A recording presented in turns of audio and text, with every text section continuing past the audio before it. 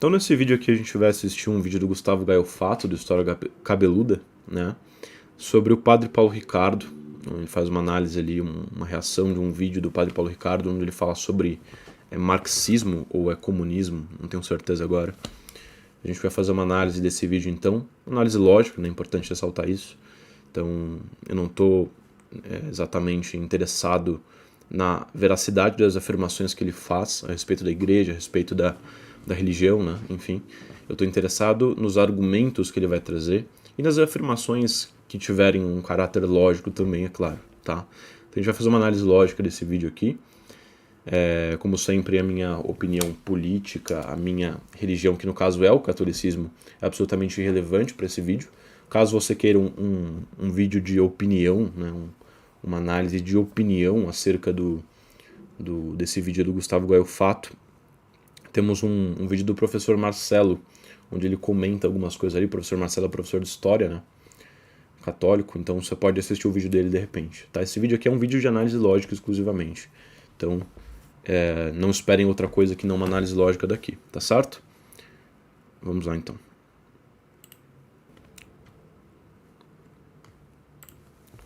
Nossa, isso tá com uma cara de ser Cruzadas 2.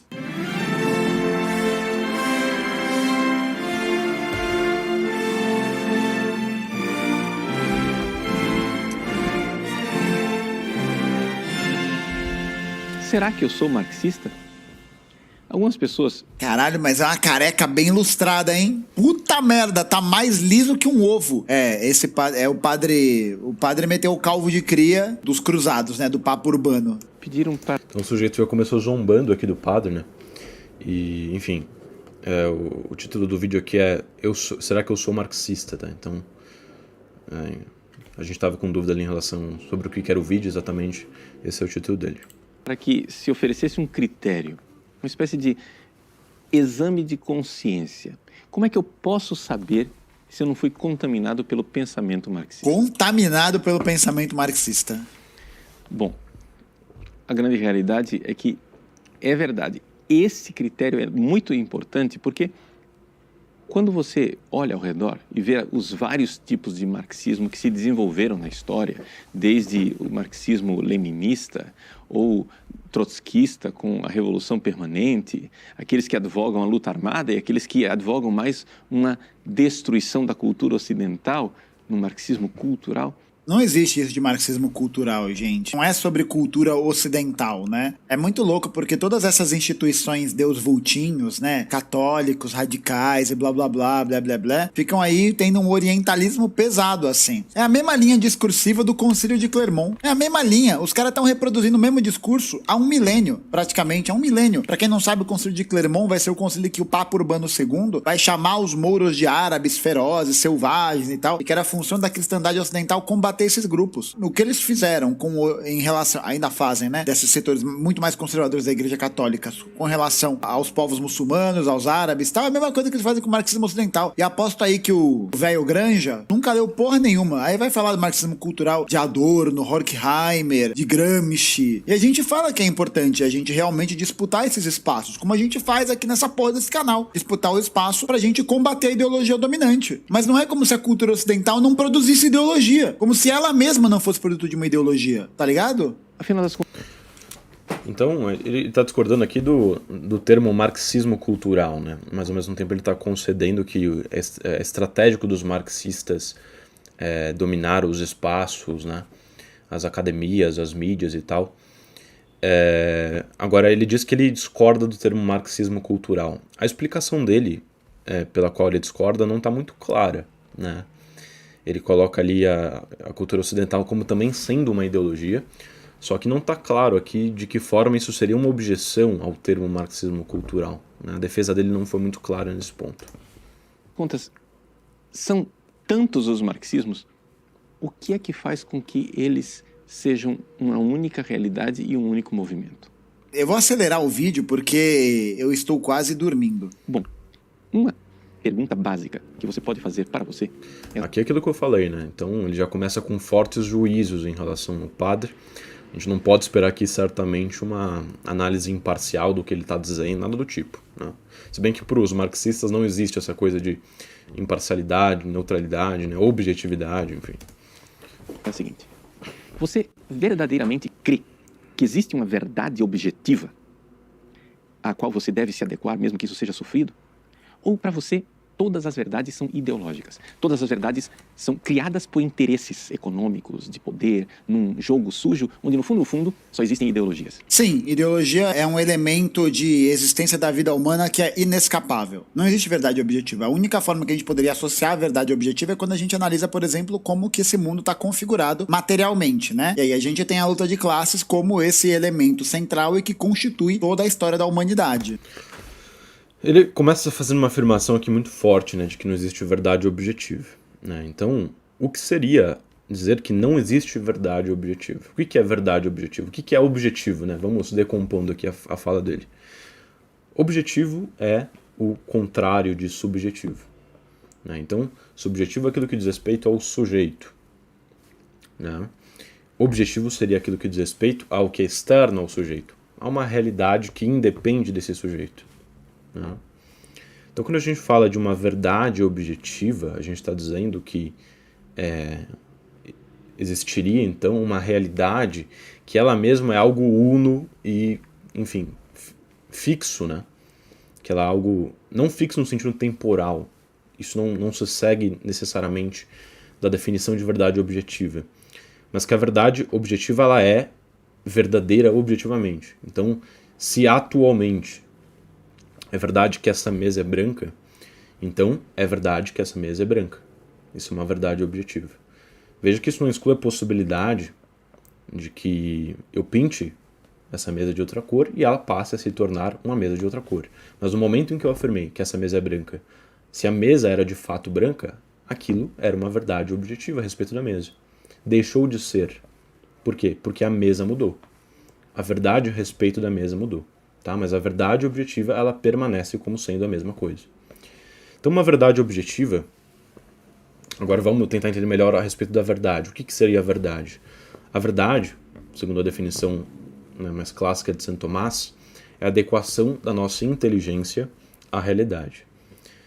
Então, quando eu faço uma proposição como esta mesa é branca, essa proposição vai ser verdadeira se esse juízo que eu formei no meu intelecto corresponde, ou seja, está adequado, está em conformidade com a realidade. Que realidade? A da mesa. E no caso está, essa mesa de fato é branca. Então isso seria uma verdade objetiva. E perceba que, na verdade, toda a verdade é objetiva essencialmente. Por quê? Porque a verdade é sempre entendida, pelo menos nesse segmento da verdade como relação, ela é entendida como uma relação de adequação entre duas coisas, entre aquilo que eu penso e aquilo que acontece de fato. Então sempre existe o aspecto objetivo da verdade. Onde a gente quer chegar nessa história? No seguinte, a partir do momento que você nega então a verdade objetiva, você nega a verdade. Você está dizendo que não existe verdade. Só que a afirmação, né, a asseveração de que não existe verdade, ela já pressupõe a existência da verdade. Porque o que é asseverar? O que é afirmar algo? Nada mais é do que dizer que o conteúdo dessa afirmação é verdadeiro. Então, fazer afirmações pressupõe a existência da verdade. E quando você afirma a verdade da afirmação que você faz, quer dizer, e o conteúdo dessa afirmação, no caso, é a negação da existência da verdade, então você cai numa contradição.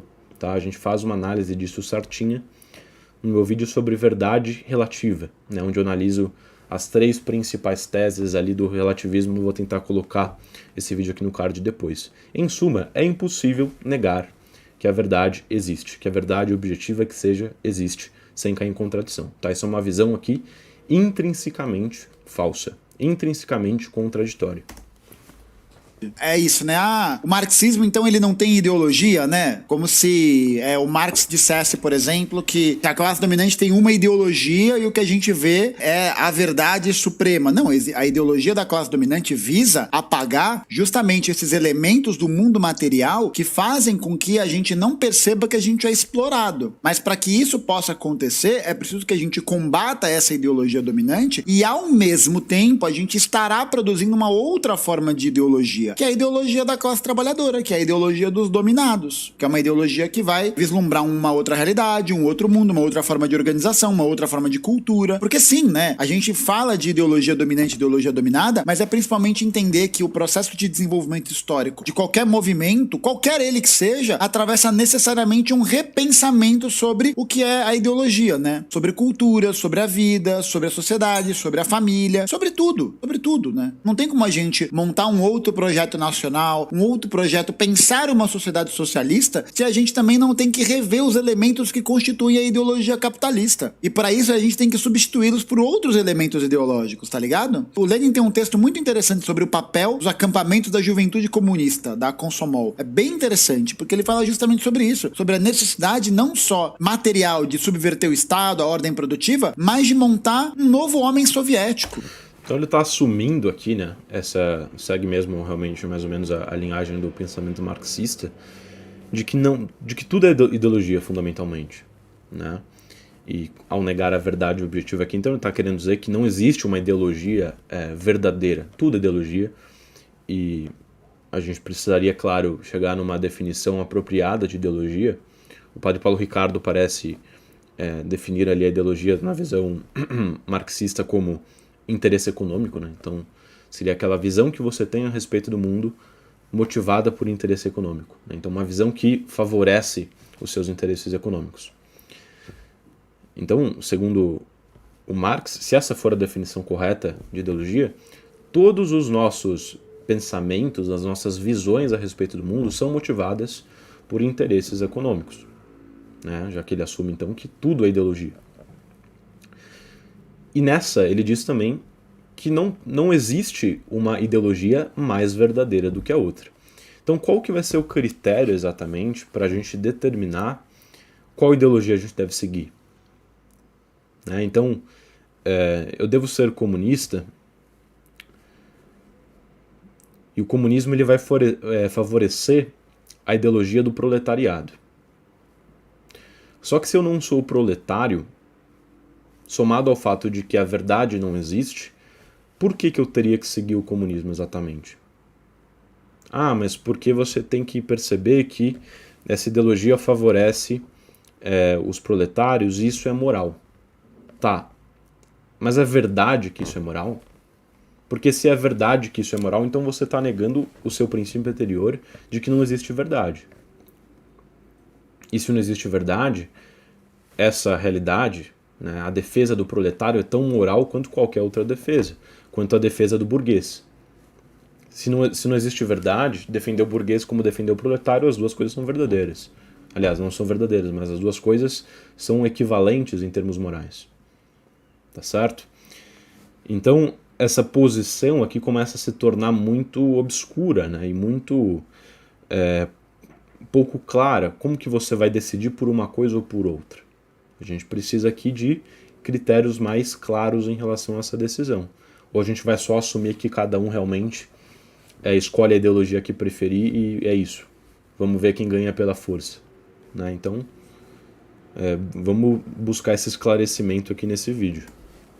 Porque a gente precisa virar essa chave de entender e compreender a realidade a partir de uma outra perspectiva. Então sim, é ideológico. A diferença é que essa ideologia é uma ideologia que tem como fundamento central ser produzida e servir à classe trabalhadora. E não uma ideologia que visa esconder todo o processo de exploração de uma minoria sobre uma maioria. Se você responder que existe uma verdade objetiva, então você... Nesse ponto aqui, então, ele reafirmou o que eu falei, né?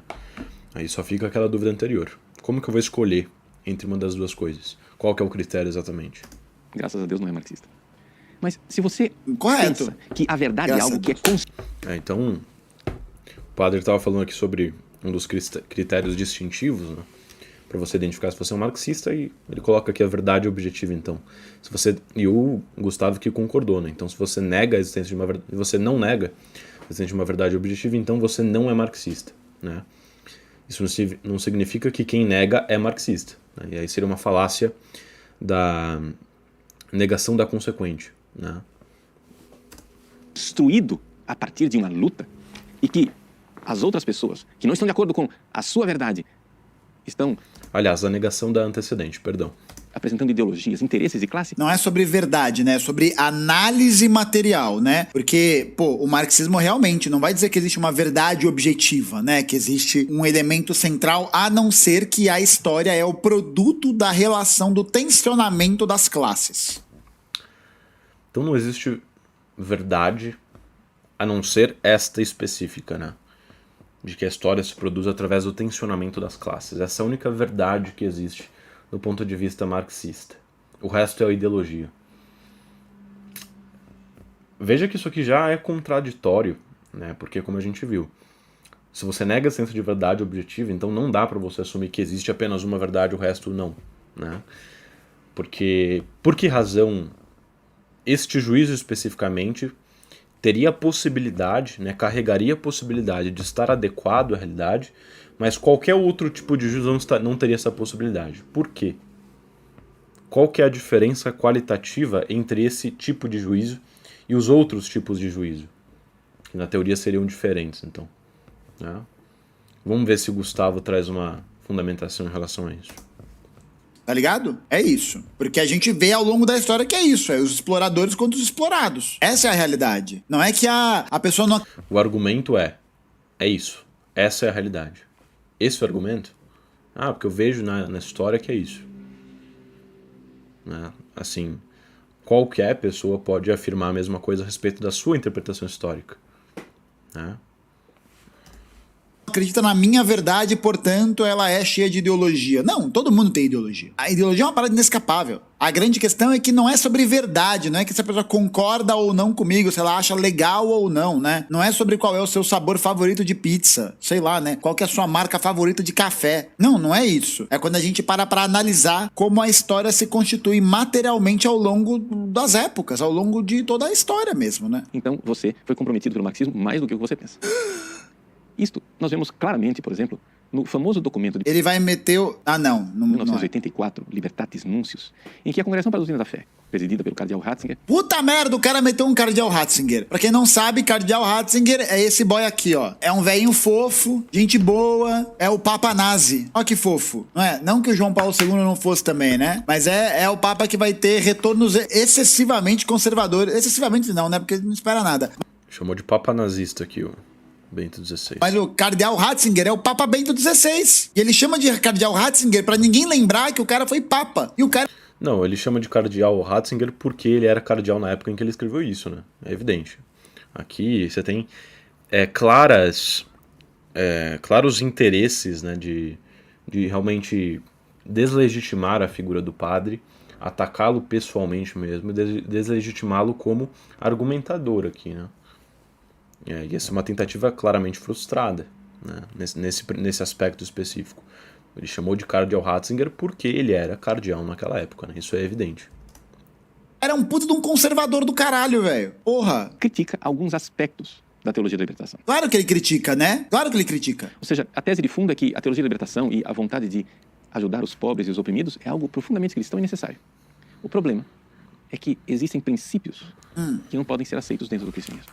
E quais são esses princípios? Bom, depois de o documento falar da análise marxista, no capítulo 8º, ele fala da subversão do sentido da verdade. E o que isso quer dizer? Todo marxista sabe muito bem que para que você tenha acesso à verdade, você precisa fazer uma análise. Uau, não é só um marxista, mas um cientista também acha isso. Qualquer pessoa que tenha 4 neurônios vai pensar isso. Veja que ele não deixa nem o padre terminar a fala dele, né? Vai trazer algum complemento, às vezes, ao comentário, não. Ele já corta e já começa a falar por cima. Isso é um cuidado que eu sempre tenho nas análises, porque, veja, num debate real, não posso chegar a interromper o seu raciocínio para falar por cima. Quando eu estou vendo um vídeo aqui, eu posso fazer isso à vontade. Então é muito fácil eu segmentar todo o discurso da pessoa que eu estou analisando e começar a interpretar fala por fala isolada, palavra por palavra. mas eu vou estar ferindo o princípio da caridade hermenêutica. Eu não vou estar sendo caridoso em relação ao que a pessoa quer dizer. Eu não estou querendo entender o que a pessoa quer dizer. Eu quero só moldar essa pessoa como uma figura e formar um espantalho que fique mais fácil de eu ficar batendo nele toda hora, né? Também. Jesus disse isso, que todo marxista vai fazer uma análise da verdade. Uau, caralho. E essa análise, ela é crítica. Você entra dentro dessa análise crítica para desvendar a ideologia, os interesses classistas que estão por trás daquele discurso. E uma vez que você desmontou, né? Uma vez que você desconstruiu tudo isso, nesta luta você está construindo a verdade cientificamente. Ou seja, a verdade revolucionária. Não é que a verdade científica é a verdade revolucionária, não é isso. É que quando a gente faz a análise dessa verdade, né, quando a gente faz essa desmontagem desse processo de como a realidade se comporta, como ela se condiz com o mundo, a gente percebe, a partir dessa análise, que sim, existem grupos de pessoas que dominam e essas pessoas constituem uma minoria social que oprimem a esmagadora maioria social. Isso tá dado, gente, isso tá dado. É só a gente ver. Tá. Então ele está dizendo aqui que a verdade, essa verdade central, segundo ele, né, para o Marx, seria uma verdade não ideológica para ele, uma verdade, essa seria a única verdade objetiva na qual se baseia toda a doutrina marxista, seria aquela questão da história, né, das tensões históricas. E essa verdade especificamente não é ideológica, né? A ideologia seria então, por exemplo, a solução que você tenta trazer a essa verdade objetiva. Então, por exemplo, a revolução seria uma dessas opções. Esta seria uma solução ideológica, já não seria uma questão de uma verdade objetiva especificamente, né? Por exemplo, como que o Brasil lidou com a questão da pandemia, do enriquecimento dos bilionários e o empobrecimento generalizado da classe trabalhadora. Então, em nome do enriquecimento de pouquíssimas pessoas, uma esmagadora maioria de pessoas vai se empobrecer, vai perder seus ganhos, vai perder todos os seus recursos. Isso não é um elemento de análise moral. O Marx não vai falar que esse é o elemento da verdade revolucionária, porque a verdade revolucionária está em como a gente pega essa análise e pensa em sua subversão. Tá ligado? Porque uma pessoa pode muito bem fazer essa análise material e entender o seu papel como classe dominante e muito bem, obrigado. E que se foda, entendeu? E é isso mesmo, eu vou oprimir mesmo porque eu quero ficar rico e que se foda o resto. Então, segundo ele aqui, a decisão que você faz a partir dessa verdade objetiva, né, que como já vimos aqui, ele não trouxe nenhuma fundamentação para a razão pela qual isso é a única verdade objetiva, né? Mas enfim, aceitando essa premissa, essa verdade objetiva, o que você vai decidir a partir dela, que é a sua ideologia, que vai determinar a sua ideologia. Segundo ele, você pode, então, perceber todo esse cenário que é verdadeiro e tomar decisões diferentes da decisão revolucionária, por exemplo, a respeito disso. Ele é um inimigo de classe, entendeu? Ele é um inimigo Só que a grande questão aqui, vamos ver o que ele vai falar, depois eu falo sobre isso. de classe. Então, não é só fazer o destrinchamento da realidade, mas é a gente estar junto a qual tipo de projeto de sociedade a gente quer, sabe? É muito isso. O marxismo, ele não é só esse elemento de análise da realidade que permite que a gente enxergue a verdade, né? E aí, automaticamente, as pessoas estariam aptas a desconstruir o mundo, né? Não. Então, o único ponto aqui, né, que permanece ainda, na verdade não é o único ponto, né, isso é uma forma de expressão, mas um dos pontos que permanece aqui ainda é o que vai direcionar, qual vai ser o critério para eu tomar uma decisão ideológica em relação a isso. Dito que essa interpretação, né, material da coisa, ela é a verdade, o que vai motivar eu tomar uma decisão ideológica? O que vai motivar, né? Tudo bem, então vai ser os interesses econômicos. Mas o que vai motivar, né? O que torna o mais adequado a alternativa marxista? Qual vai ser o critério que vai tornar essa alternativa mais adequada? Essa é uma questão que subsiste e é um ponto muito frágil da sua argumentação. É um ponto que ele não soluciona, né? Ele não esclarece. Não é isso. A gente tem que entender que esse processo de desconstrução é uma primeira etapa. É uma primeira etapa e aí, nesse sentido, a gente precisa convencer a classe trabalhadora que ela não tem nada a perder. Porque ela é a fudida da relação. A burguesia tem, a igreja tem. As grandes instituições de poder têm muito a perder, né? Porque, justamente, a sua dominação está calcada, alicerçada sobre esses elementos. Agora, se a classe trabalhadora não tem nada a perder a não ser seus grilhões, então é nosso trabalho, enquanto vanguarda revolucionária, de falar, de mostrar essa análise, de falar que ela é uma fudida, de que ele é... Perfeito. Partindo do pressuposto marxista que o interesse principal que governa as decisões e as opções ideológicas, é perfeitamente plausível que você conseguirá, em questão de tempo, convencer os proletários todos de que seria essa, então, a solução melhor, né, para ele, pessoalmente, o comunismo.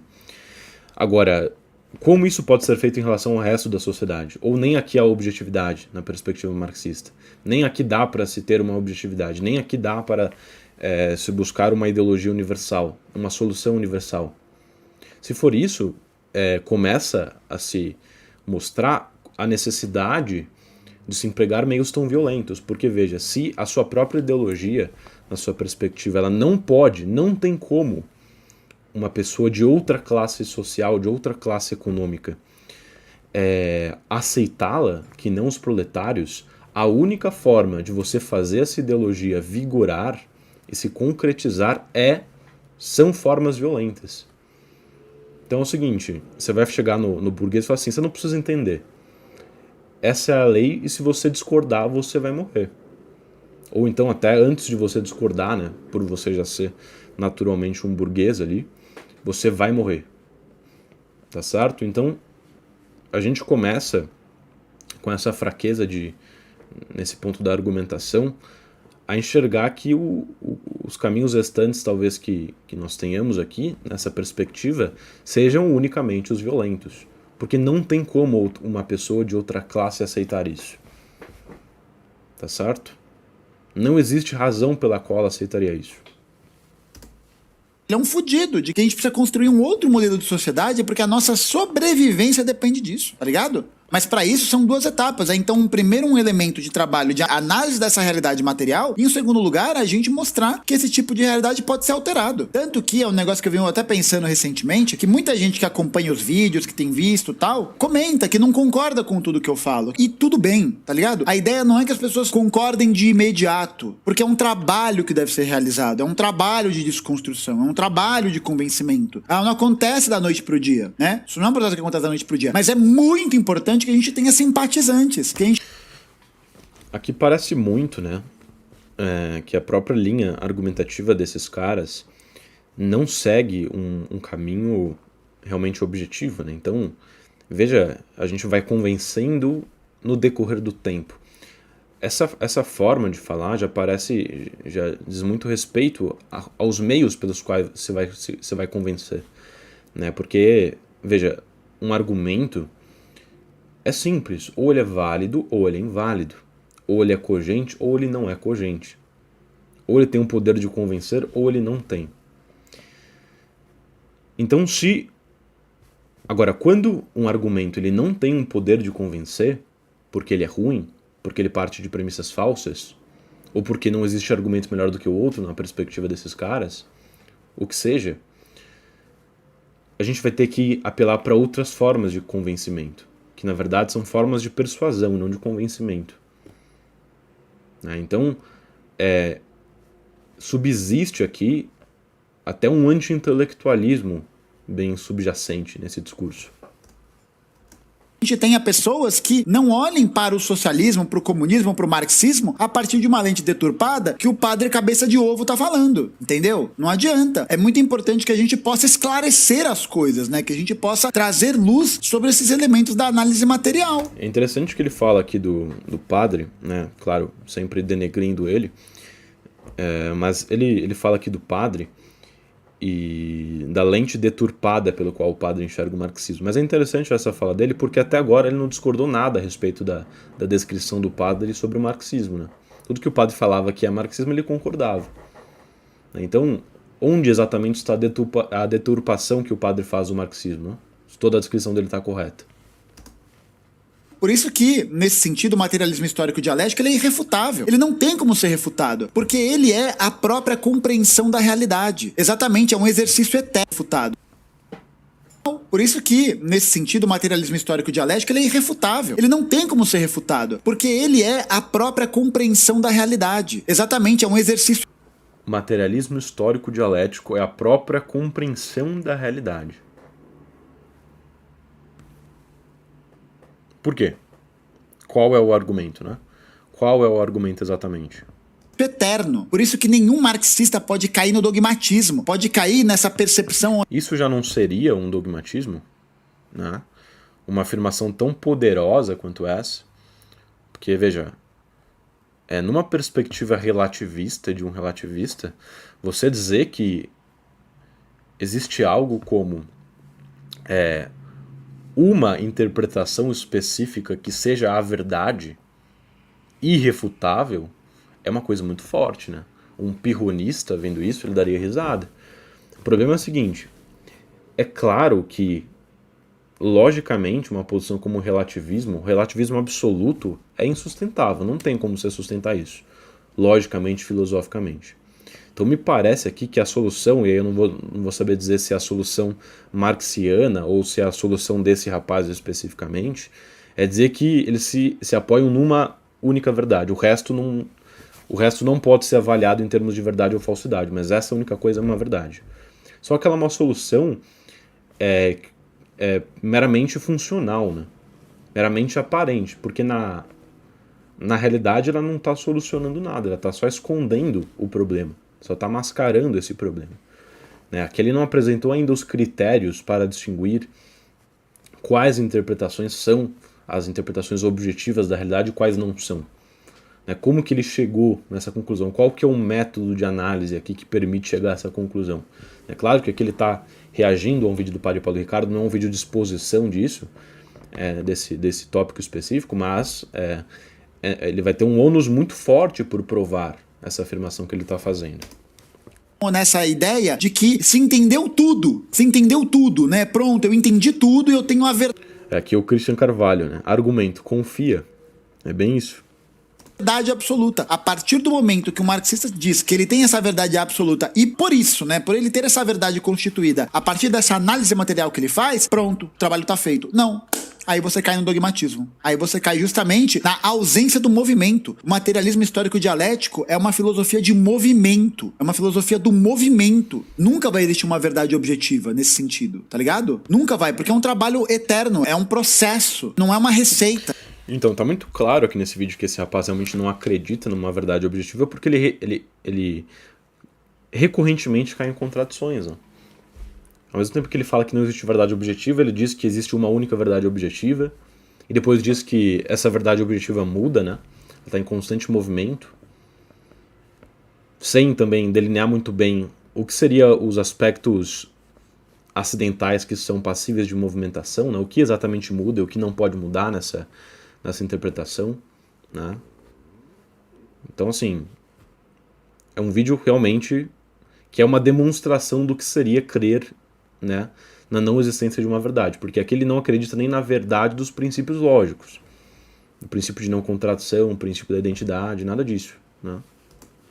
Mas é muito importante que a gente tenha pessoas que olhem pro marxismo, que olhem pro comunismo, que olhem pro socialismo real e vejam que não é nada disso que a mídia fala. Reconhecer que tiveram limitações, que tiveram problemas, tudo isso, né? Porque aí a gente não cai nem no terrorismo de dizer que era uma merda completa e nem num tipo de apreciação idílica, paradisíaca, de uma coisa que não existia. Falar que a União Soviética, que a China, que o Vietnã superaram todas as contradições do capitalismo. E não superaram ainda. Não superaram. Mas é isso, não é como se a revolução acontecesse que essas contradições vão ser superadas da noite pro dia. Não é isso, entendeu? Não é isso. Essas contradições não são superadas. Da mesma forma como as pessoas que recebem essas informações também podem não ser convencidas no primeiro momento. E é o nosso trabalho enquanto vanguarda revolucionária de promover esse debate, de promover essa discussão. Se a pessoa vai querer entrar pro partido ou não, é outra história. É outra história. Mas é importante que as pessoas tenham simpatia, que as pessoas entendam que, pô, não é bem isso que a Globo tá falando, não é bem isso que o padre...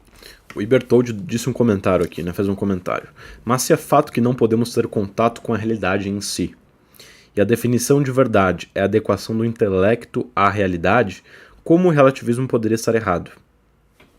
Veja, primeiro, existe uma grande diferença entre você dizer que não existe verdade e você dizer que não se pode alcançar a verdade.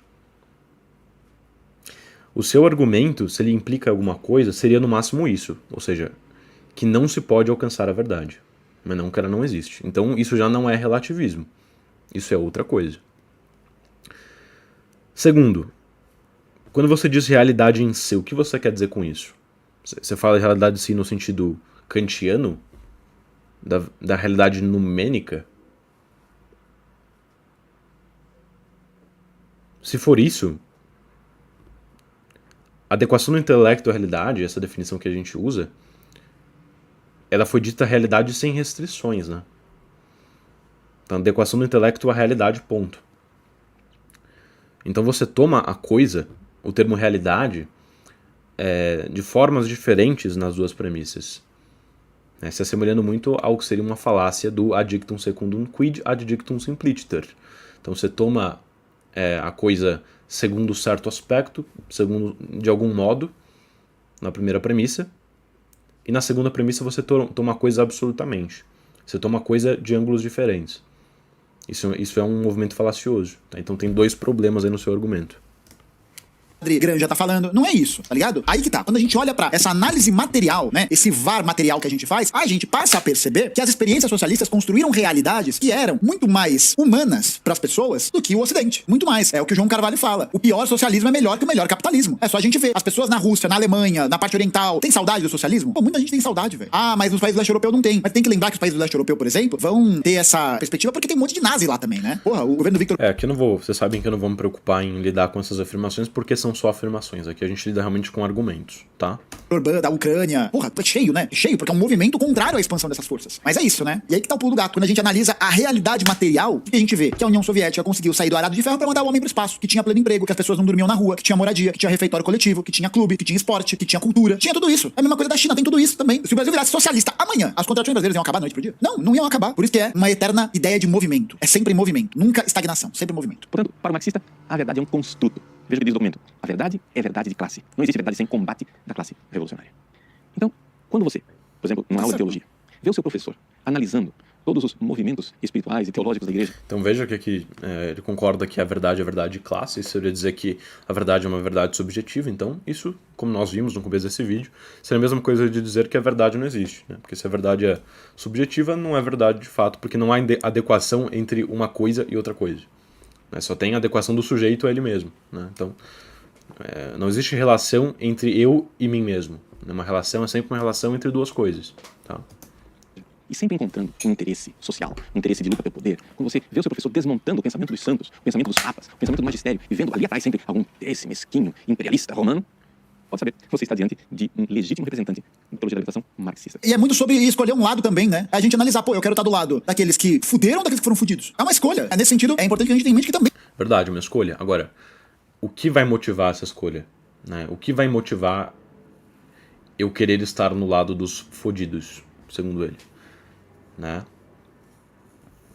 Qual que é o critério objetivo ali estabelecido? Se bem que não existe objetividade, né? Então qual que é a solução? Né? O que eu faço? Também é uma questão de escolha, né? Também é uma questão de quanto mais a gente acessa essa teoria, mais a gente acessa esses questionamentos, a gente vai passar a questionar a ordem dominante. É exatamente isso. Porra, vai falar que a Igreja Católica foi uma instituição maravilhosa, né? Do seu plano dominante. Que o clero era da hora, na França, pré-revolucionária. Era massa. Cruzada, de boa, né? Suave. Questãozinha aí, de boa. Igreja Católica que apoiou várias ditaduras nazifascistas. De boa também. De boa, tranquilo. Igreja Católica colonialista. Tranquilo. De boa, tranquilo. Entendeu? É essa doutrina que a gente tem que ter em mente, caralho. Porra, de que lado a gente tá da história? Os números casos de pedofilia. Não, de boa, tranquilo, de boa. Não, isso aí é papo de professor marxista. Isso aí é doutrinação. Como se a igreja não doutrinasse. Entendeu? Como se tudo que ele tá falando agora, né? Ah, você está diante de um sociólogo marxista, blá blá blá. Como se a igreja não tivesse ela também, enquanto uma instituição, papel de conversão ideológica das pessoas. Como se não tivesse isso. Porra! Como se não fosse um trabalho metódico para convencer as pessoas de uma forma de verdade que visa atender ao interesse de determinados grupos. Aqui nós temos uma clara petição de princípio, tá? Uma clara petição de princípio, porque ele já está pressupondo a sua tese de que tudo é ideologia para atacar a afirmação do padre Paulo Ricardo de que os marxistas interpretam as coisas como se tudo fosse ideologia. Então ele já interpreta o catolicismo como sendo essencialmente ideológico, sendo essencialmente uma forma de enxergar o mundo motivada por interesses econômicos para provar que, né, a Igreja Católica, né, ou então melhor dizendo, para provar que tudo é motivado por ideologia. Tá? Então você tem uma clara petição de princípio aqui. Tá? E, de alguma forma, ele está batendo em um espantalho, né? Porque veja que não existe nenhuma afirmação contundente do padre, pelo menos não nesse vídeo, que está negando que a Igreja Católica seja ideológica. Embora a gente saiba que ele negue isso, né? O padre Paulo Ricardo não concordaria que a Igreja é ideológica, mas ele não fez essa afirmação nesse vídeo. Então, no que o Gustavo Gaiofato está batendo? Por que ele está batendo nessa afirmação, sendo que ela não foi proferida nesse vídeo, né? Então, tá muito mal direcionado essa argumentação dele. Você não entende muito bem por que ele tá falando essas coisas. Porra, quando a gente olha pra história do cristianismo, quando ele é implementado em Roma, a gente vai ver que o Império Romano adota o cristianismo, não porque ele é legal, fofo e bacana, mas porque ele vai servir como uma ferramenta política. Uma ferramenta política da classe dominante, entendeu? A gente vai até pensar, né, que o cristianismo ele não nasce com esse propósito, né? Afinal de contas, era um parça que andava de sandália, com uma roupa toda cagada, e ficava falando sobre liberdade, sobre igualdade, sobre amor ao próximo, sabe? O que o Império Romano faz é utilizar dessa dinâmica pra fins políticos, pra fins de manutenção do poder da classe dominante do Império Romano. Mas Jesus não era comunista não, tá, gente? Não era. E é isso, tá ligado? Fundamentalmente é isso. Aliás, uma curiosidade, só pra gente ver. A primeira cruzada não foi realizada contra os árabes em 1095. É que isso não é dito nos livros de história. Mas a primeira cruzada realizada pela Igreja Católica, organizadamente, foi na própria Europa, contra um grupo de cristãos chamados anabatistas, que eram considerados hereges. Então, dentro da própria doutrina cristã, a gente tem disputas ideológicas internas pra fazer valer quais dogmas, quais regras, quais elementos vão se sobressair sobre os outros, sabe? A gente tem isso. Isso tá dado na realidade. A gente olha a Reforma Protestante, por exemplo. O que é a Reforma Protestante, senão justamente essa disputa ideológica internamente, que vai servir para diferentes grupos políticos? O que é o luteranismo, o calvinismo, esse surgimento que questiona uma ordem central da Igreja, sabe? Determinados dogmas, determinadas doutrinas, determinadas formas políticas de se pensar no cristianismo na Igreja Católica. É isso que faz com que as pessoas sejam mais.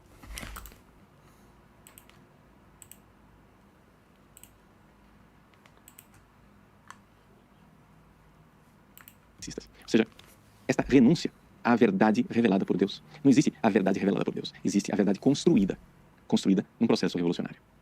Mas, se nós somos verdadeiramente católicos, precisamos exorcizar esse tipo de pensamento. O documento...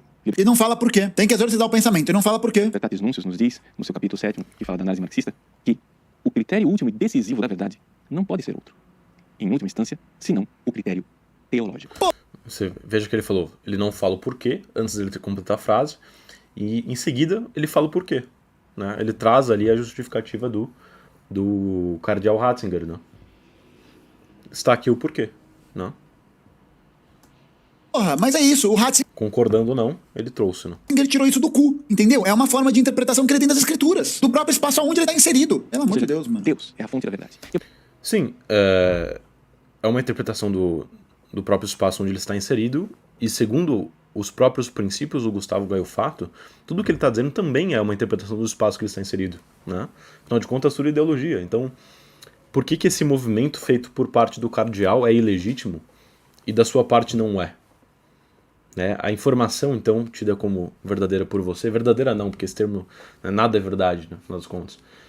Mas por que essa afirmação que você assume, sem ser verdadeira, de alguma forma, ela... existe um problema nisso, né? Qual que é o problema existente aqui? É por isso que Jesus diz, eu sou a verdade. E essa verdade encarnada, que continua na sua igreja viva ao longo dos séculos, nos seus santos, no seu magistério, que é a verdade que liberta. Olha isso, né? Conhecereis a verdade vos libertará. Vamos pegar outro trecho, né? Trecho de Mateus que fala que quando vires um irmão... Como é que era? Se vires um irmão em necessidade e não os ajuda, como pode ter essa pessoa o amor de Deus? E lembrar, a Bíblia, ela não é um livro sagrado porque ela desceu dos céus. Vamos lembrar que a Bíblia, ela também é composta por livros que são publicados e pelos livros apócrifos. Já ouviram falar disso? Que a Bíblia tem uma série de livros que são chamados livros apócrifos que não foram selecionados na Igreja Católica para serem publicados e compilados na Bíblia Sagrada. Por quê? Porque talvez esses outros livros interfiram nos interesses da Igreja Católica. Tá ligado? Pô, Tá, então ele abre uma possibilidade interpretativa aqui, né? Seguindo a linha interpretativa do materialismo histórico dialético, que ele aqui só traz como possibilidade, né? Ele não trouxe um argumento, pelo menos não ainda, que prova essa interpretação, que torna ela mais provável, mas ele traz como possibilidade e como uma possibilidade endossada pelo marxismo, né? No máximo isso. Então é uma seleção. O que faz com que essas pessoas decidam ou não colocar esses livros?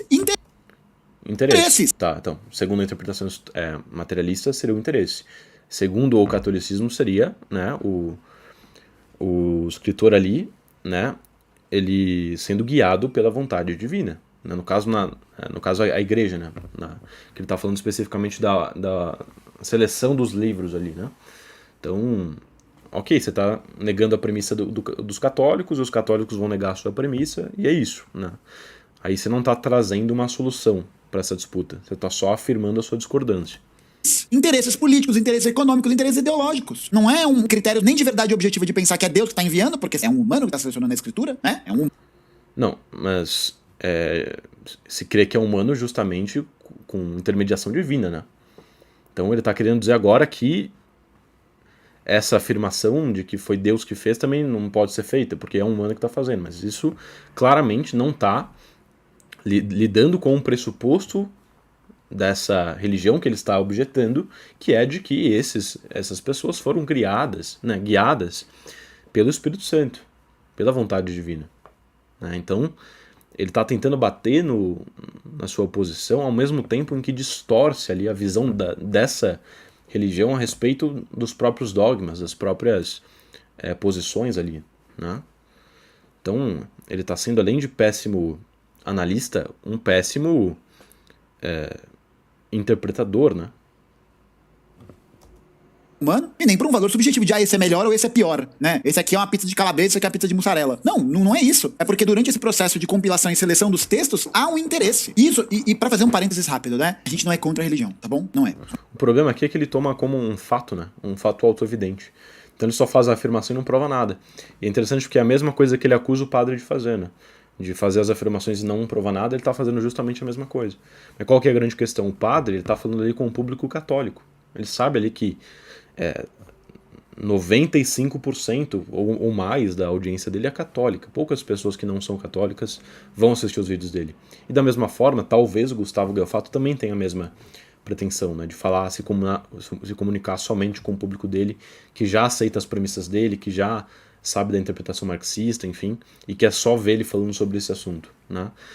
Só que o problema é que o Gustavo, se ele faz isso, ele, por outro lado, não está aceitando que o padre faça a mesma coisa. Então você tem aqui um movimento claramente injusto da parte dele, claramente desigual.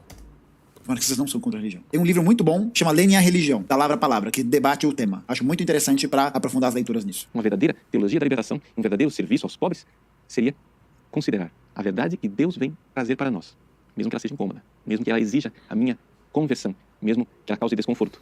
Essa verdade me coloca num processo redentor. Essa verdade liberta. Que absurdo, cara. Mas é isso, totalmente ahistórico, totalmente merda, né? É isso, totalmente horrível. Fica muito feio, né, quando você vê uma pessoa que não soube argumentar bem, fundamentar bem o seu ponto, terminar dessa maneira desprezível, né? Porque uma coisa é quando a pessoa chega a conclusões erradas, né? Só que ela traz bons argumentos, por exemplo.